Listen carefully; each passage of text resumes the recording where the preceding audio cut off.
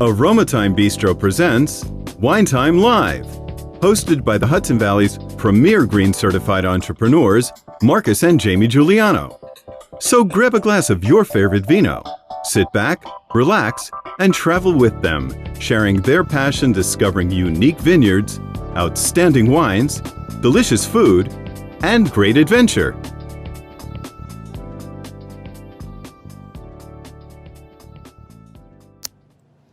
Hello, everybody. Hi, everybody. Jamie and Marcus here. Welcome to Wine Thyme Live, number 12, the heel of Italy. Ooh, I didn't even know what you called it. Yep. You know what wine I have, right? Well, I do know what wine because it's one of our favorite wineries in Italy that we had gone to in southern Italy. Actually, I can't even really say that because all of them are so amazing. They're all so amazing. All of the wineries that we go to, that we become friends with, they're all so amazing. But this story in particular was something a little special, when we weren't even sure we were going to get to this winery. I know, it was an interesting, There were two factors. Yes, there were. Beniamino, the owner, his father was not doing well. He was in the hospital. Not doing well. He had a minor surgery that day. Yeah. And we were... He'd been in the hospital in and out. Actually, yes. And we were all over the place. We were. And we weren't sure we were going to even get near him. And we had reached out a few weeks before, and we never heard anything back from him.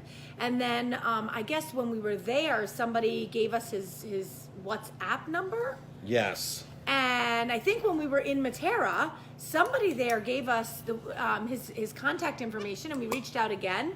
And he was like, "We would love to have you come visit." So we had also met him, I think, at an event in New York City. We met him in New York City at one of our industry wine tastings. He was in New York City. So we waited and waited and waited, actually outside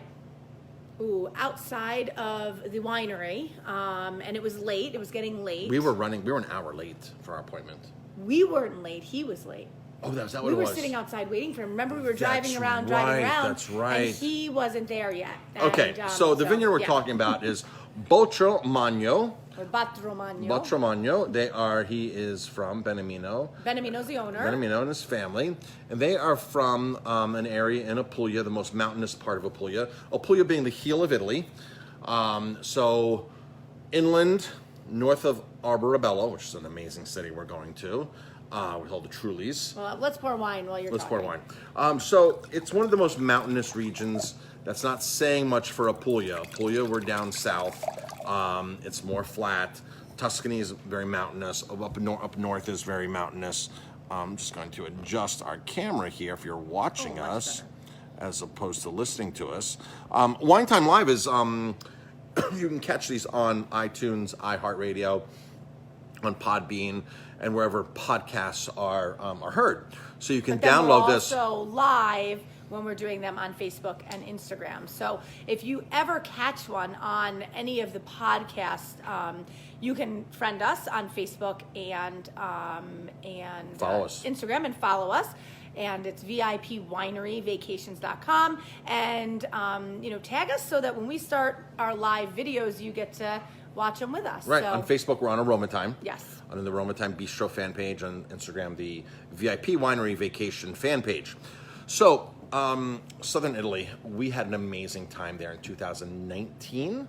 Mm-hmm. In November, we were there for, 6-7 days. We didn't have enough time to really go through Apulia like we wanted to. Our next trip to Italy, stay tuned, is 2021. We have some trips planned. I'm not sure if April's going to actually happen. November is more likely.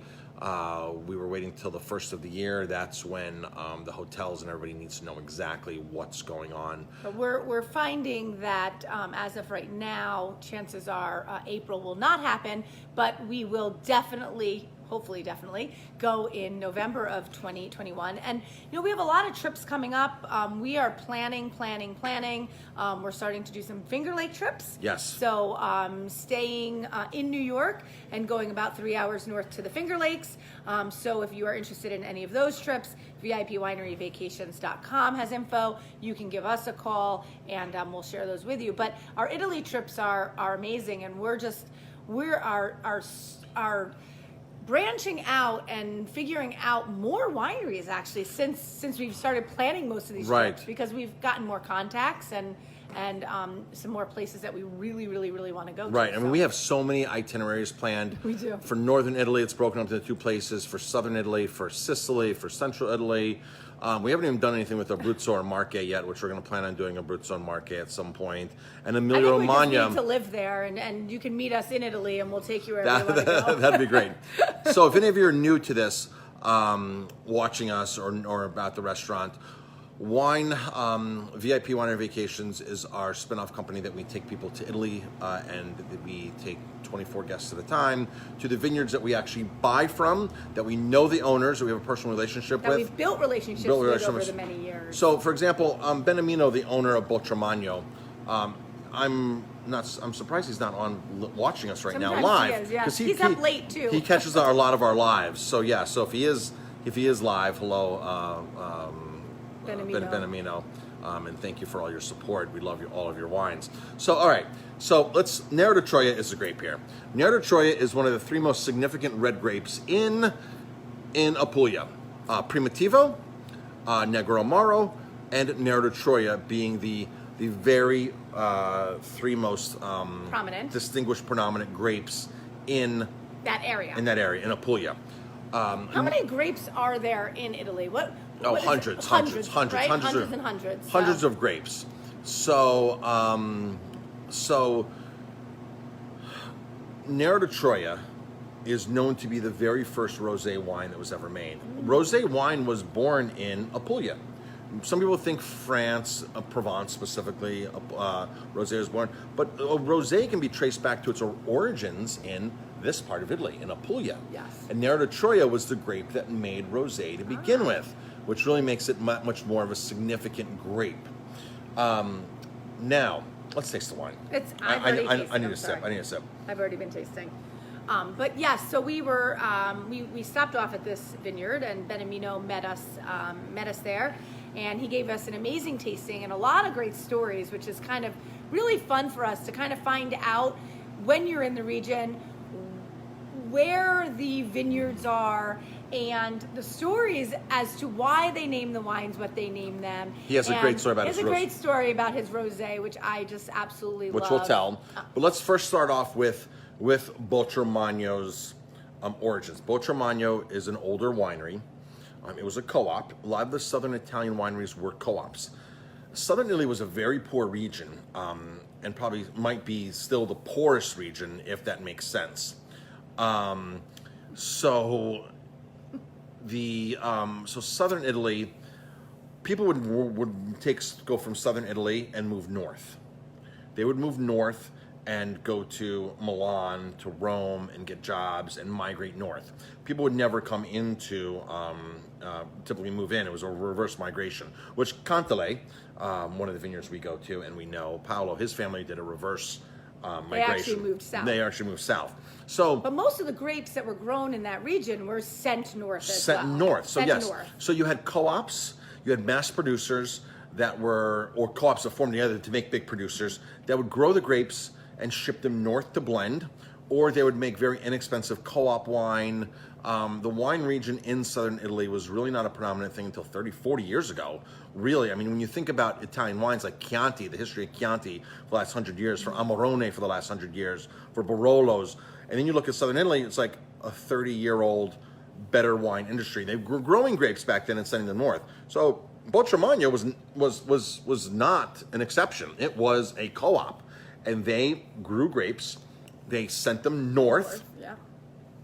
Or they grew grapes.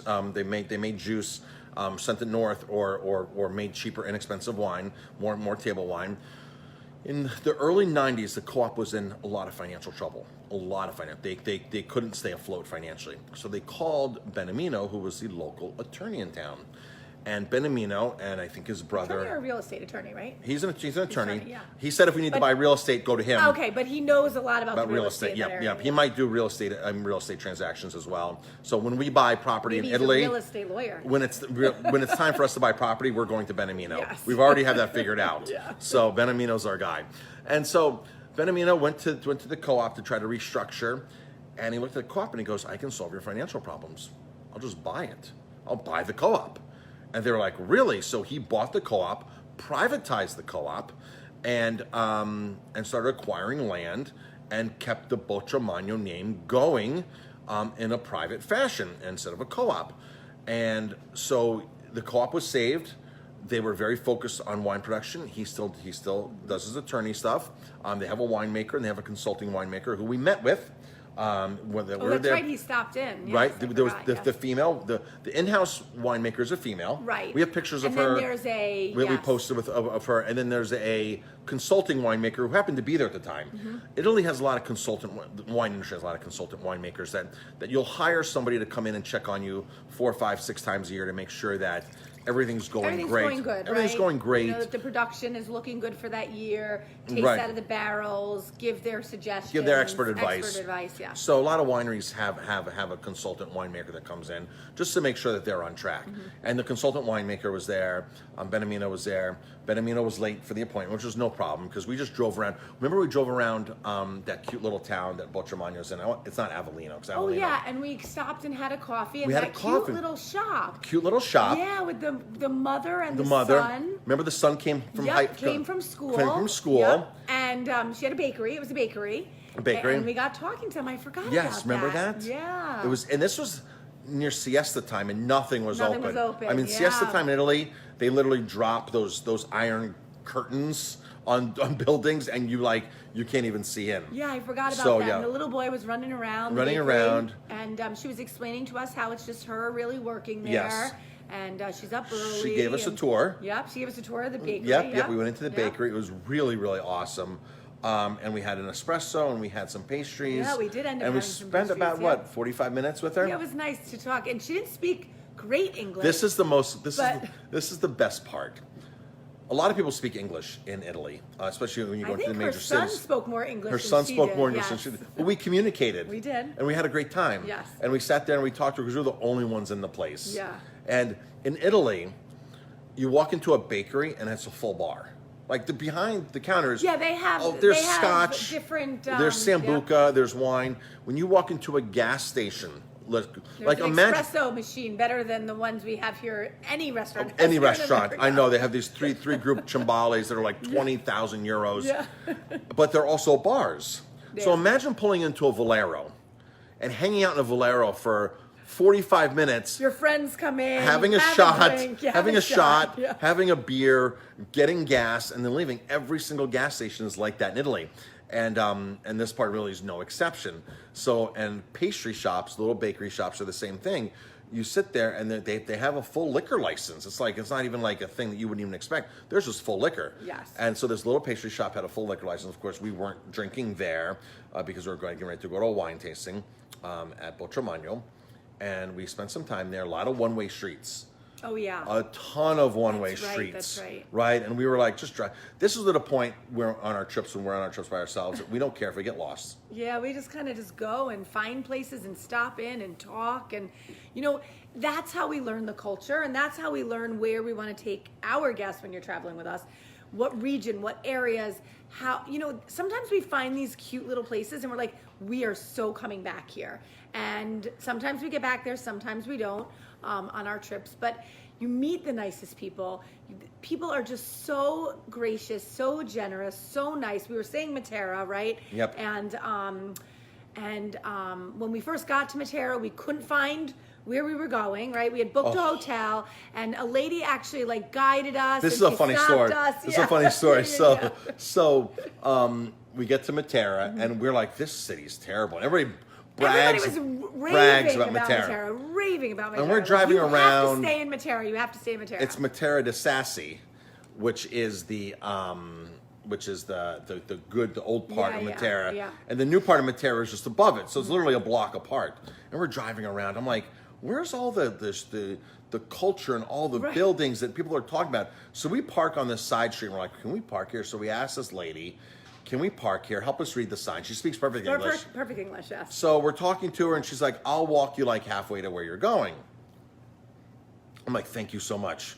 So we booked a hotel that we thank think you so much. looks so cute. Can we buy you a drink or something? She's Right. like, no, that's okay, that's okay. She was from America, wasn't she? She was from America, living there. Yeah, she was living there. Yeah, so we had this connection. It was so cool. Hey, can we buy you a drink or something? And she's we like, were no, asking because how she you helped use us a the lot. meter, how do you use the meter and pay for parking overnight? And she helped us do all of that Yeah, stuff. It so was great. then we walk like a half a mile to our hotel. Literally a half a mile to our hotel. Down, down, down, down, down. Was not my favorite part of Matera, just No. so everybody knows. We know better now. The next day on the way back to the car, in We the run morning, into her. we run into her again on this same block. She happens to be like, She was getting coffee She or was getting something, coffee. yeah. So like, hey, we got our hotel last night. Everything was great. She's like, Yeah. I'm so glad.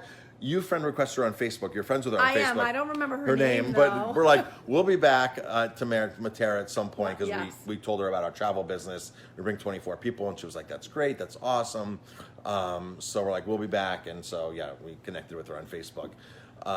But those are the stories that we love. It's so For her to be back at the same place spot the next day. the when next we were day there. on Yeah. our way out was like, and she was just getting a coffee and walking to work. Yeah.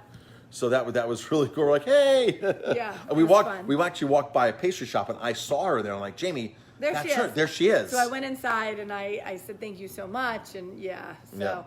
So back to Bocciamagno. So Benamino buys the property, buys the co-op in '92, early '90s, and him and his wife are trying to get pregnant, and they can't. They're unsuccessful at first. Right. So he is literally on, I think it's 1996 or something. I don't remember the dates. So he literally is out on One of the vineyards. in the late '90s. You were able to have a phone, Yeah. flip up phone. You're able to maybe it was a Motorola flip phone. So he's on a property looking to buy the vineyard, looking to buy that plot of land to grow grapes. He gets a call from his wife and says, "Guess what? We're pregnant. We're pregnant." So he says, "Okay, we must buy this property." We must That's buy like the sign. We must buy this property. yeah. And they make a rosé from that property called Lulu. Lulu, And they which named- is their daughter's What is name? So Lulu. Lulu Rosé from Bocciamagno is the name of the daughter because he got the phone call when he was literally standing on the property looking at it, that they're pregnant, that Yeah. she's pregnant after Yeah. after unsuccessful tries. So he was like, that's meant to be. It's meant to be, yeah. And we've had the Lulu here. It's a beautiful bottle of rosé, amazing narrative. We'll bring it back again probably next summer or towards the Yep, spring. yep. So, great wine. So the Lulu Rosé. Yeah. We've had a lot of wine from Bocciamagno. This is our last bottle of Nero de Troia. So it's going to be a while before I bring this back. So we have to order again from the distributor and bring it back. It's really a nice bottle though. We have their Botro, which is a Botro. blend of organically grown grapes. The vineyard is very, very sustainable, very, very conscious, very, very organic. They have an actual couple plots of land that are certified organic, actually certified, where they can actually say, hey, these are certified. And we Okay. have that here. It's a great bottle of wine. What do we retail for? $14.99, I think. $14.99 is retail to leave here. It's great. The Botro. We've even done a special on it for $9.99 a few times. The Botro. If you like Pinot Grigio, if you're a Pinot Grigio drinker, give this one a shot. It's got a bit more to it, but it's on that light body Very side. light body, yeah. And made organic with organic grapes. Really, really good. We've had this Lulu. The Falangina. We served the Falangina all summer long. When I shucked oysters out front, the Falangina was our go-to. Hey, you want oysters? Try a glass of Falangina. It's Yeah. amazing. Falangina is one of the most significant grapes, white grapes in southern Italy. Besides Fiano and Falangina are probably the We two had top his ones. Primitivo. Primitivo. We're out of the We had the Primitivo too. Primitivo. We're So- out of the Primitivo, I think. So yeah. So Benamino did a wine event with us back in the summertime. We did it in our garden. We did a tasting of a lot of his wines, and he joined us on. He joined us on a Skype, Zoom call. on Skype or Zoom. Folks, it's 6 hours ahead in Italy. So when it's 12:30 right now When it's there. 6:30 here, it's 12:30 there, and that's exactly what he did. He goes, Marcus. He actually offered. I didn't have to ask him. Yeah. He goes, you're doing one of my events. I see, because we messaged on WhatsApp. We message a lot of our Italian wine contacts on WhatsApp. That's how we communicate. And he reached out to us. He's and reached out said, to us, to "Do Marcus. you want me to be on Yeah. or Zoom call in or Skype in?" And he spoke to our guests while they were sitting out in the garden, and he talked to them about the winery, and it was really cool. It was nice to. It's nice when those relationships happen and they're willing to to get up early or stay up late or whatever it might be to join us for events like that. And our trips are like that. If you travel with us, usually the winemaker, the owners, they're all there with us, and they taste with us and they come meet you. And Benamino cannot wait for us to come. Oh my God, he's so excited. He's so excited about right? So hopefully November 21, 2021, we will be back in Italy. We'll be in Apulia. We'll be visiting Benamino at Batromagno, and he can share all of these stories with you as well. So right now, Batromagno makes one wine in particular that they're the only. So in Italy, this is from Apulia, so it gets an Apulian IGT sticker on it, or sometimes Chianti will say Chianti DOC or DOCG. So each region of Italy is entitled to make, Champagne, France. This is the easiest way to explain it. Champagne, France, in the region of Champagne, when you make champagne, then you can stamp it Champagne, and you have to pay the government their fee so they can oversee your production to make sure you followed all the exact laws, guidelines to represent what champagne is. Because if you all of a sudden put out this bottle of non-sparkling wine and call it champagne, that's not champagne. Can't do that. You'd be upset. The other producers would be upset. So they have to keep these tight regulations to conform with the consortium. Right? Conform with what the consumers want and what works in that region. So same thing in Italy. So you have all these DOCs, IGTs, DOCGs. Well, there's one region in Italy called Gravina. I'm not sure if it's a DOC Gravina. I'm not sure if it's a DOC or a DOCG. It's just two different levels of certification. So it's basically a plot of land that the Italian government says, this plot land here grows amazing Fiano, and I'm not sure if it's Fiano, but it grows amazing Fiano, and if you take the Fiano and you age it for a year in stainless and a year in the bottle, and you release it on this date afterwards, and if you follow these guidelines, this grape in this area is going to be amazing, and it gets a stamp of approval, and you can call it Gravina, or you can call it Chianti, or you can call it Barolo, or you can call it Amarone, or Valpolicella, right? It's from that particular region. So Gravina is a specific region in Batromagno's district. And I think there's only one producer. There's only one producer of Gravina. Yes. It's Batromagno. No other producer has land in this specific region. So he's the only producer of Gravina. So when you see Gravina from southern Italy, or Gravina from anywhere, because it's Gravina from southern Italy, it's going to be Batromagno. He's the only one, Benamino's the only one who has the rights and the goods to make that particular wine. Yeah. So we have not brought that wine in yet. We need to bring it in. We've drank it many times. Drank it in Italy. We've drank it here. It's not in current stocking currently, but maybe we will bring that in one of our next wines from Benamino. So a lot of people ask us, do you buy the wines directly from the vineyards? No. Well, we can't. We can't. We can't sell it here legally if we've bought it directly from the vineyard, unless they have a specific license. So we have to buy it from the distributors here in the States. So not all of the wines that we taste when we're in Italy can we actually get here in the States, right? Because they don't import all of those wines. They only import, some of them might only import 2 of their wines into the States. Some might import all of their wines.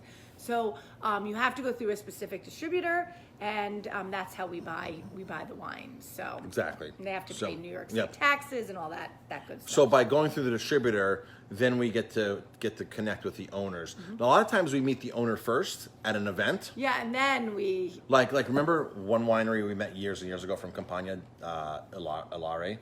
From Donna Chiara. Donna Chiara, yeah. Yeah, so we met Ilare at a taste. Ilaria. Yeah. At a wine tasting.